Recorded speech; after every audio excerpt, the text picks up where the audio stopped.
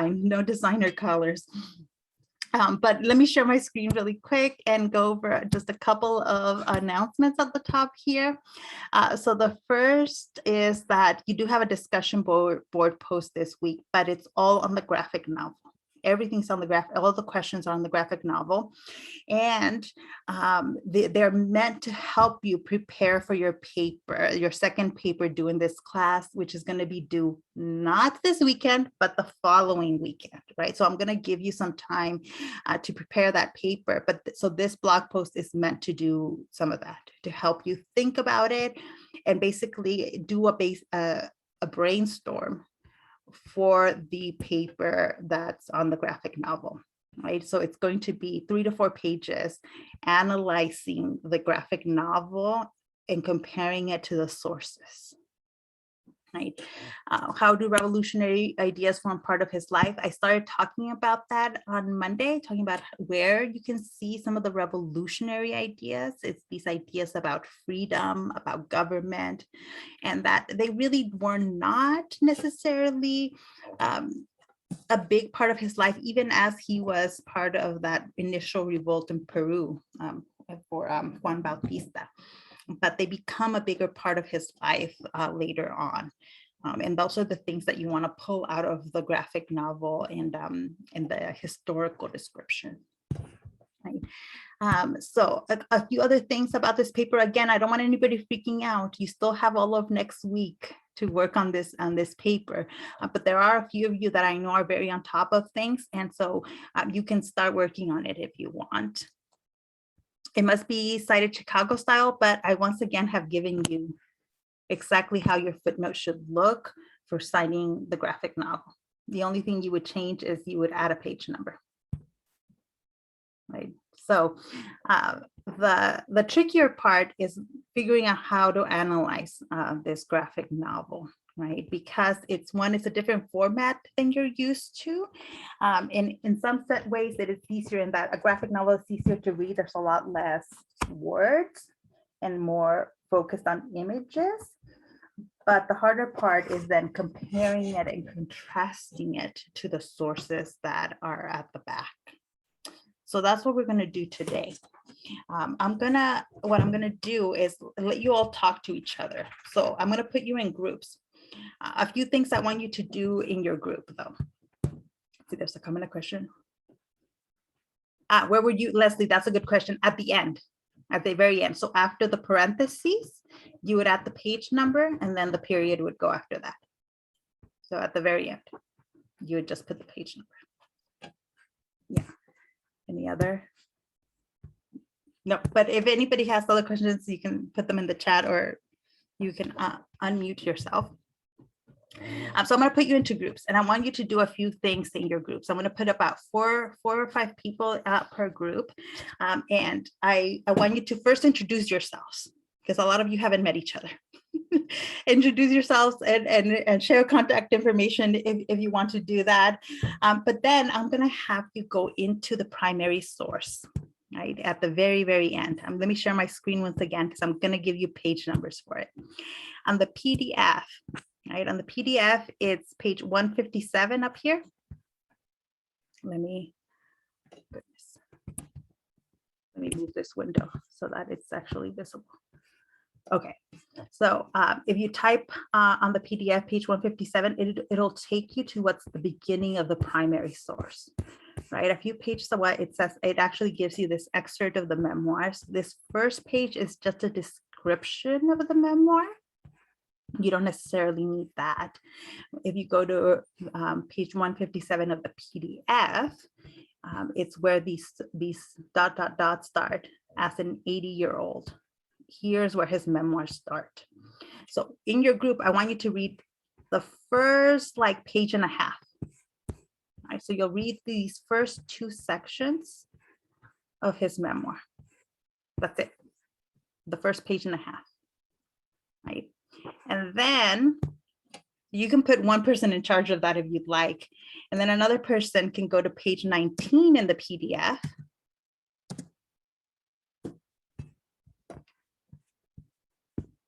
Let me let it load. This is the part that might take the longest, is letting things load in here. Oops. Let's see. Page. Is it not loading? All right, well, if you can't go back and forth on the PDF, then we'll have to figure something else out. But if you can go back and forth on the PDF, page 19 takes you to the first page of the graphic novel. Right, this might just take a minute. Oh no, I just have to scroll down. There we go. Here we go. Okay, so it's really page 20. Page 20 of the graphic novel is the very beginning of it. This is the first page in which the graphic novel starts telling the story of Juan Bautista Tupac Amaru. And I want you to just look at the first couple of pages. Just the first couple of pages of the graphic novel. And basically you're going to compare it to those first couple of pages in his memoirs. Right, over here on 157, and decide how well of a job the graphic novel does in describing and depicting the source. So this, when I click 157, this takes me to the source. Then I go to page 20 in the PDF, and this is the graphic novel. So basically, you're going to tell me how good of a job the pictures do of showing the source. Yes, Vic, it's like a comic book. The distinctions between like a comic book, a graphic novel, and like a manga are, I'm not 100% familiar because I don't read like a ton of manga or a ton of comics, but it's very similar. It's the idea is that it's the image and then you just get the bubbles of the word and the plot taking you from one to the other. So if you typically read like comic books, you're the ideal person to give me an analysis of how good of a job does this graphic novel do with its images and with its word bubbles, basically summarizing what's in the source. Right? So if you can go back and forth between these two, that would be great. So in your groups, I think the way it would work the easiest is to have one person in the group in charge of looking at the source, and then one person in charge of looking at the graphic novel, right? And maybe they can share their screen so that the whole group can then talk about the similarities and differences. Right? So you can find the graphic novel if you already have it on your computer or on your device, then you can just, grab it from there. If not, you might have to go into the class website under week 7, open the reading that says, where is it? Did I leave it in week 5? Sorry, that's week 6. Aha, there we go. Week 7, Witness to the Age of Revolution. It's under Read by Monday. Witness to the Age of Revolution. That's the PDF that gives you everything in color.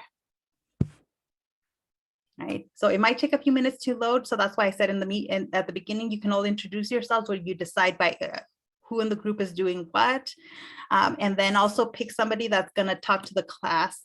I'm going to have you share with the class what you decided were the similarities or differences between the source and then the graphic novel. Does that make sense to everyone? Okay, that's why I'm going to put you in groups. Let's see. 24/7. Okay, in these breakout rooms. So let me just put them in, and you're going to get a notice if anybody, for those of you that are new to the breakout rooms, that's gonna, you click on it and then it'll take you to the breakout room. I am going to go from one breakout room to the next. So don't freak out if I pop into to your group, just to check on and making sure that that there's no confusion, and if there is, so that I can answer questions. Okay. So let me put you in these groups. And there we go. All right, you should be getting notifications of your groups now.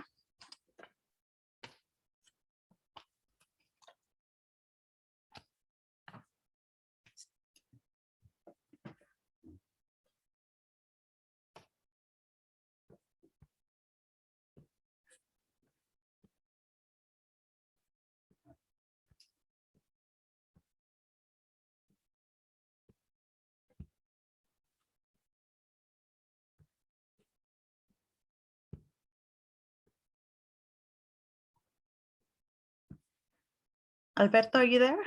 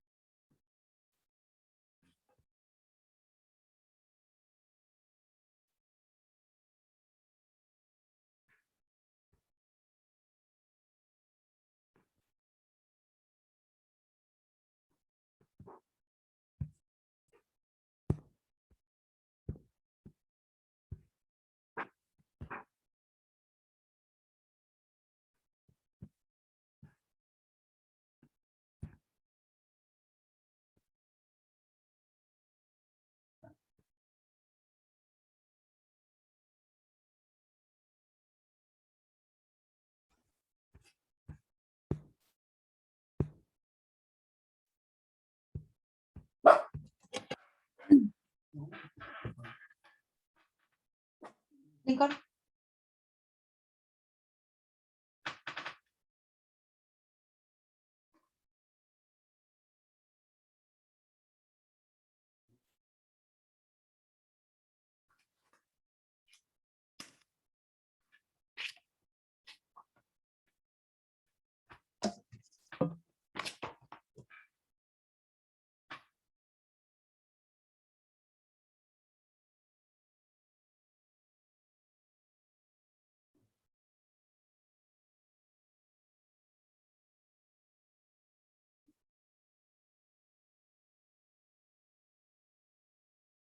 Hey, Professor.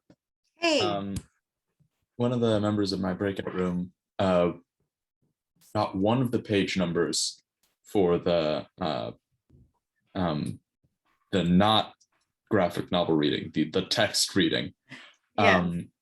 And so could you just I'll restate the instructions, please? I do it. Okay. So the actual source on the PDF is page 157 and 158. And then you compare it to the first page of the graphic novel, which on the PDF is page 20. Okay, beautiful. Perfect. I'm like, and if one person can just like share their screen so everybody can read it, that works. So a couple of the other groups are doing that. Beautiful. I think actually the group member overread because I think they're on like 159 or something. So okay, no, just the first couple. All right. Thank you. All right.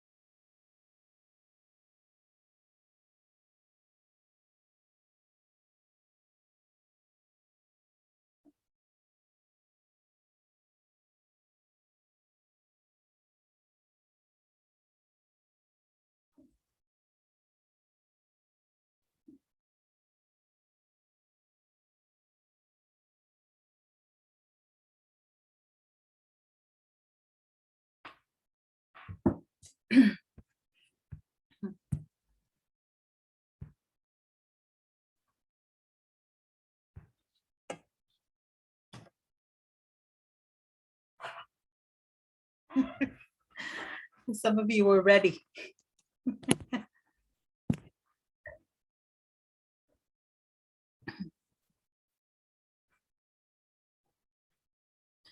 I'm just waiting for everybody to leave the breakout rooms. It looks like some groups we're not quite done, but that's okay.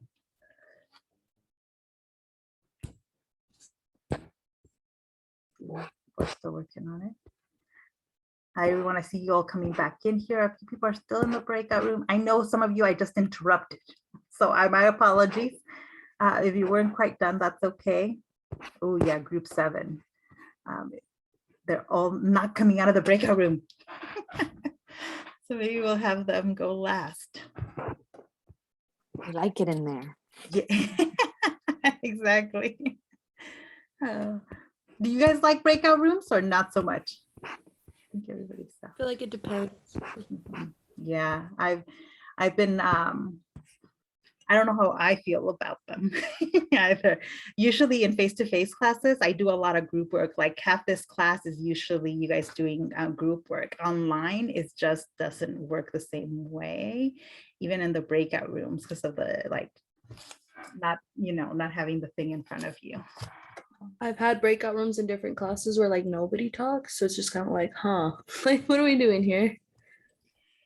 Yeah, and that's the other worry. At the same time, I'm like, well, anyway, it's just, I'm like, I'm very ambivalent about them, especially in this class. It's really weird because I don't usually lecture this much in world history. Am I telling the truth? I'm going to need to evaluate. Am I lying when I say that? I'm not sure. But okay, I think everybody's back now. Yeah, yep, it looks like it. Okay. So I know at least one of the groups, I know I must have cut you off, and that's okay. So we'll just get to, where you were able to get to. So who wants to share what they thought about how the graphic novel deals with the source? Well, what did you notice? Our group will go first. Yeah, so Well, the graphic novel, like the comic book part, the graphic novel part did an okay job depicting like the major events. Like when they capture him, the Juan Bautista's brother, who was the head of the rebellion, him, they killed him really graphically. They show him being pulled by horses. They see a woman saying, "No, don't do that," because like they believe in him, and it's really point. Like they miss the minute details, but they get the main points on there. The points that will make people like say, "Wow." Yeah, that's what our group talked about. yeah, we'll come back once everybody shares their point to that page. I'll go to that page in the graphic novel. I'm not sure everybody got to it, but the way some of the violence is depicted is really interesting. And I think you're right in there that they do a good job on some of the scenes of showing the emotion based by the way they depict the facial features. Right. Yeah. So who wants to go next? What did you notice? I'll go next. For our group, is a little writing. So Juan Bautista uses the language of the Enlightenment and the age of revolution, presenting his tragic life as a symbolic and painful example of global struggle against tyranny and monarchism. The comic context is about Jose Gabriel and the aftermath of what he did on November 10th, 1780, when he hung Antonio de Arriaga in front of thousands of shocked Indians, mestizos, and others in Peru. And we also talked about the page that has the violence, because the comic doesn't detail any of that in the writings. It kind of just gives it to you right there. So we did have a discussion about that as well. Yeah, so that's something to note for your papers, right? What gets put in the writing bubbles and what is the image doing all the work, right? Because sometimes it is more powerful to see an image depiction of it, even if it's in an artist rendition of it, right? Than it is to read a paragraph about how horrible things were. Or, well, that depends on you and how you read it, right? For some of you, maybe you decide that the image really doesn't capture the full horror of it, that maybe it's the description that does a better job. You can decide in there. But that is an interesting to note there, that it's the image that's doing all the work of describing that, right? Rather than the like the dialogue or the text bubbles. Yeah. Who would like to go next? I'll go. Yeah. Karen. Our group noticed that you can capture a lot more detail and a lot more about the actual events depicted when you're visually depicting. Oh boy, everything's frozen. Does that mean? We can hear you fine. Oh, okay, fine. Okay, works for me. Guess all my visuals are just frozen.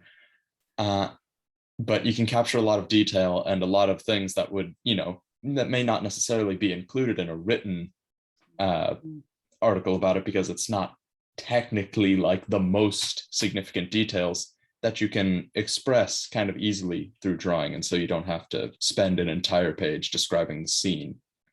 Yeah. We just thought that was interesting. That's important and sometimes more effective, right? For any of you that might are thinking about teaching, that's an important thing to learn. I learned pretty quickly that a lot of times instead of reading a primary source, it was better to look at an image. Especially for visual learners. Yeah. And I'm like, some of that, by the way, is kind of not scientifically based, the whole different kind of thing. But what is true about that is there are different ways in which we can convey information, and that visual information can sometimes be better. Yeah. Anyone else? Or not? Who would like to go next? You all have to talk. Or each group. Oh, somebody put it in the chat. Let's see. Let me get all of it. The novel and source did explain a good amount, like Solomon said.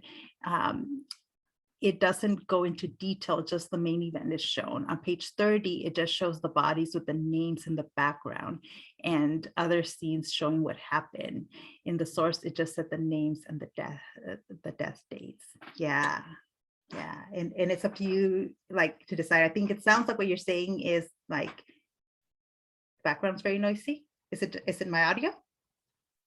You mean that, or the background in the image? Oh, okay. Oh, I get what you're saying. Okay, that's why you didn't say it out loud. Okay, but yes, that sometimes seeing a tombstone or seeing the bodies like that, has a bigger impact, especially emotional impact, than just the list of names on a page, right? Usually, if you're a student, especially if you're reading just a list of names, you're gonna skip it, because you're like, that list of things, skip to where is the information I need. In an image, especially one that grabs your attention, right?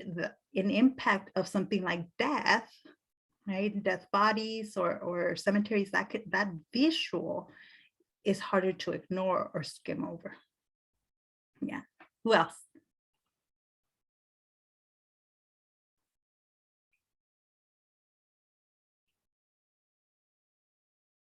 Yeah, Vic?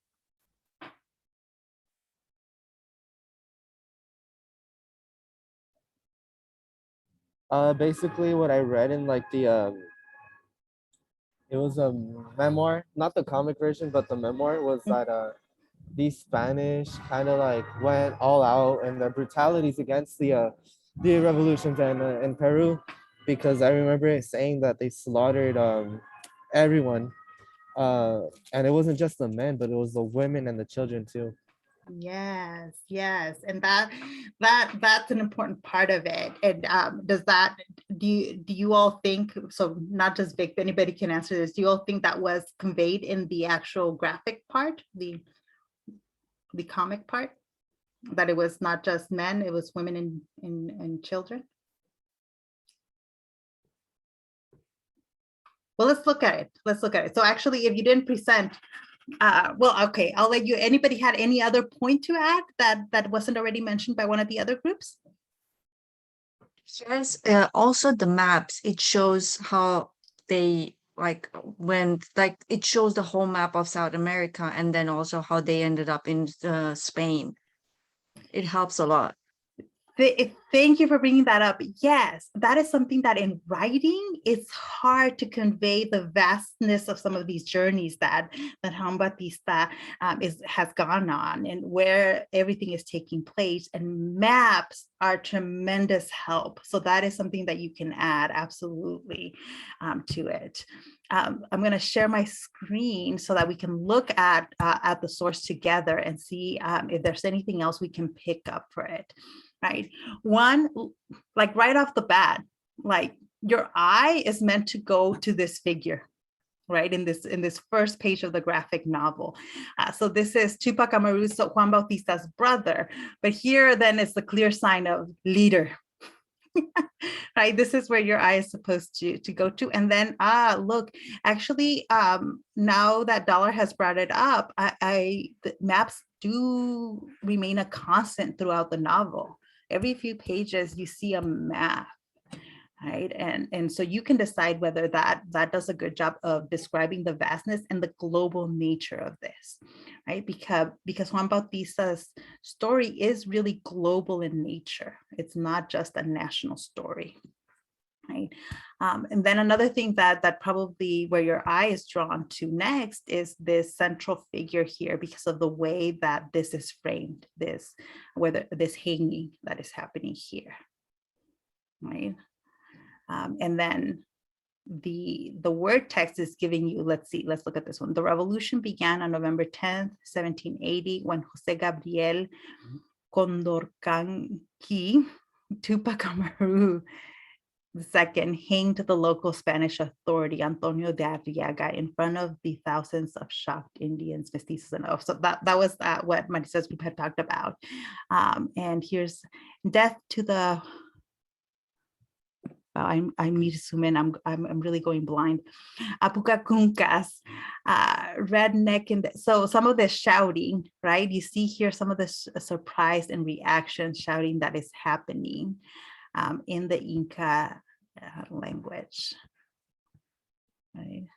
Simultaneously, the Catarista rebellions ignited across what is today Bolivia.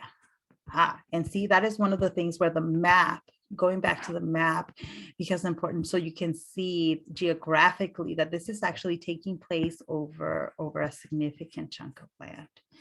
Yeah.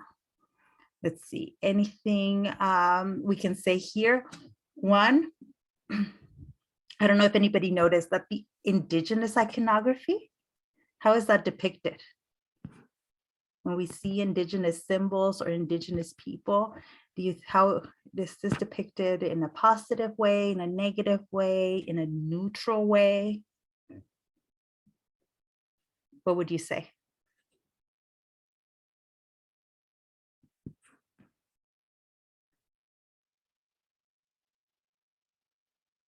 I think so far in these pages, it's positive. Even the color is lighter, meant to be like calmer. Yeah, and Salomon says respectful. And notice that it is depicted in different ways. Sometimes in order to draw an impact, you see this more kind of romanticized kind of glorification, especially of leaders when that's brought in. Later on in the novel, whenever they talk about Juan Bautista's heritage as an Inca descendant, royalty, too, you see that depicted more in this kind of way, right? In a much more like glorious way. But a lot of times it's also just in like, okay, the clothing is clear, makes it clear that, okay, there are indigenous people being depicted. Right? And rather than like Spanish dress, where it would be much more formal, and everything would be much more covered, right, in the depiction of individual people. Right? So Western versus the native clothing. So here's an example, right, where it is very clear who are the Spanish and who are the indigenous people being depicted here. right? Because of dress, and then skin color as well. But then it's respectful in that there's not a ton of difference. Sometimes some artists have a really hard time, especially if they're white, depicting people of color. Right? They don't know how to draw differences and how to depict faces without relying on stereotypes. Right. And one of the things that is being attempted here is to not rely completely on stereotypes, to rely more on, like, clothing, for example, color, things like that, to be accurate and to make sure that the reader is getting a good idea of what is happening. Right. The other thing you might want to think about when looking at the graphic novel is sometimes, every so often, there's a large box with a lot of writing. Even some of these boxes in here that are like dialogue telling you what to do, I'm not sure if they're always super effective, right? Like here, I feel like in this image, like no one's going to pay attention to the writing. Like almost like you can delete, like, what is this box doing in the middle here? It's breaking up the image. And I'm like, I'm not sure if it quite belongs there. I kind of want to remove it because it's taking away from a depiction of violence here. Now, what do we think of this? As you all said, this image had an impact. Do we think it's over the top? Is it going too far? Is it too graphic and violent? Or is it the right amount?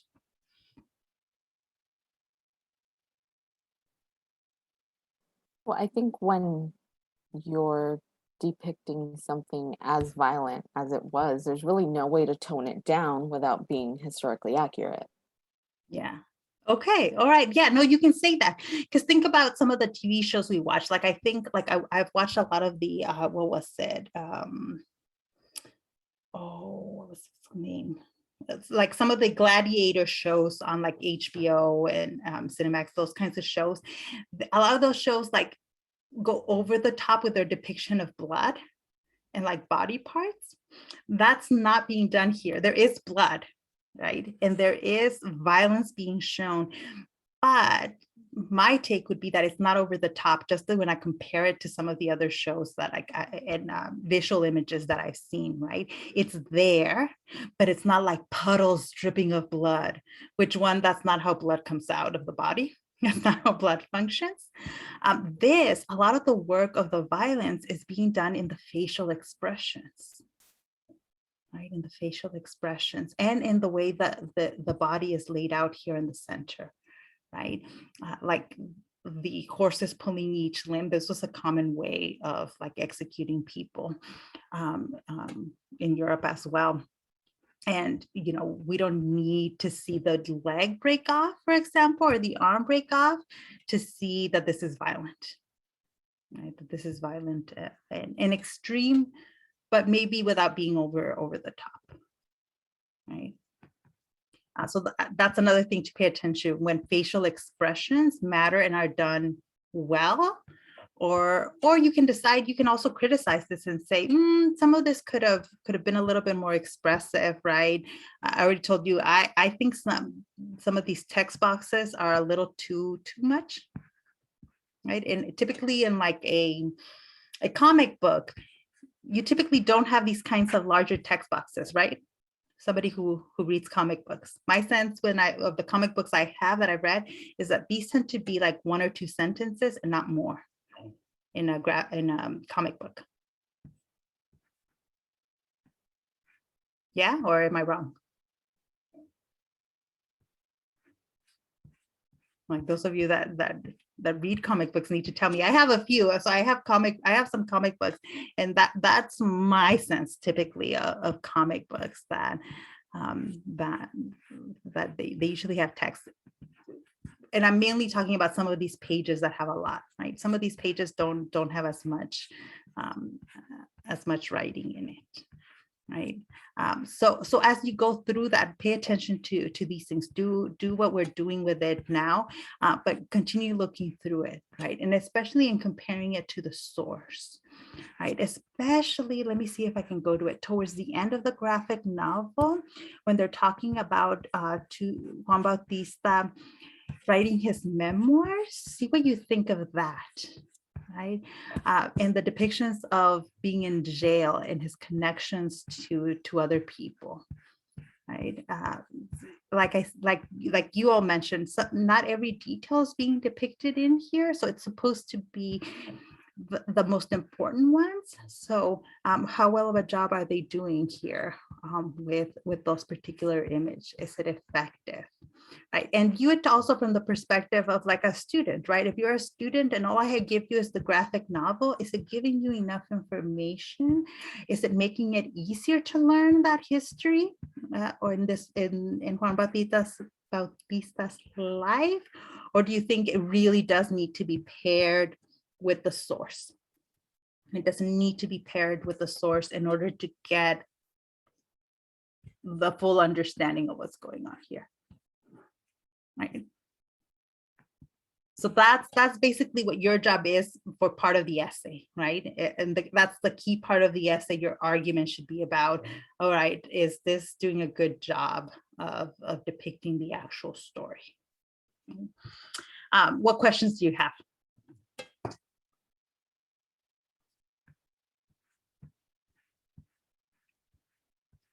Nothing yet. Does that help though? Figure out what you're supposed to be doing for the paper. Hopefully that helps.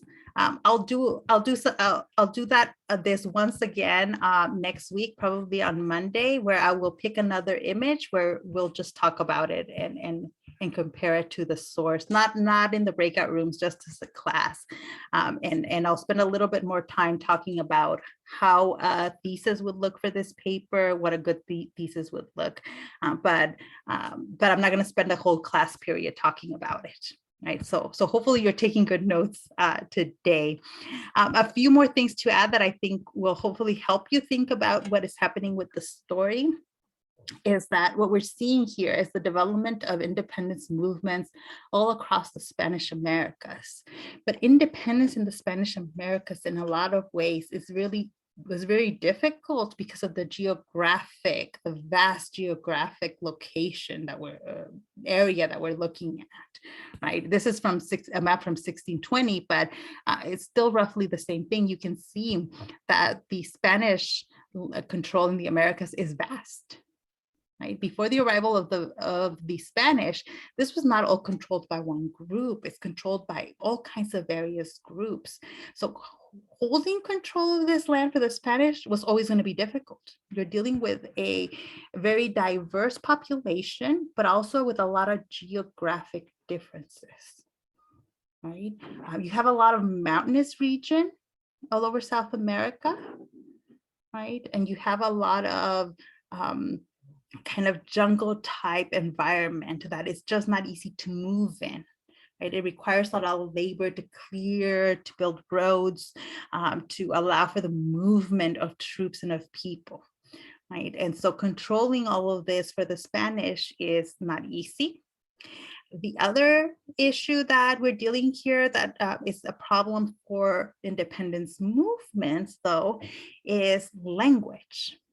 Right? You're fighting a common enemy in a way. All of the people in these territories are fighting the common enemy, Spain.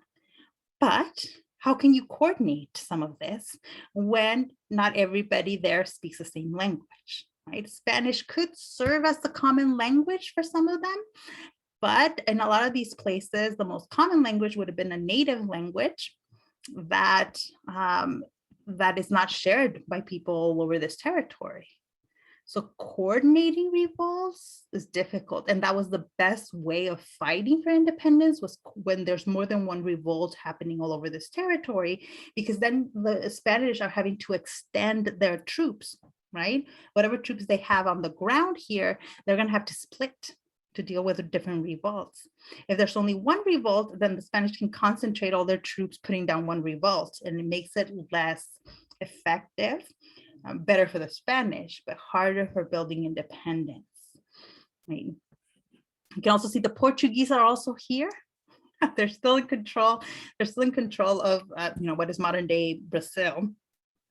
And that, the Portuguese are also losing control, losing effectiveness, but largely all over Latin America, we're talking about the Spanish, right?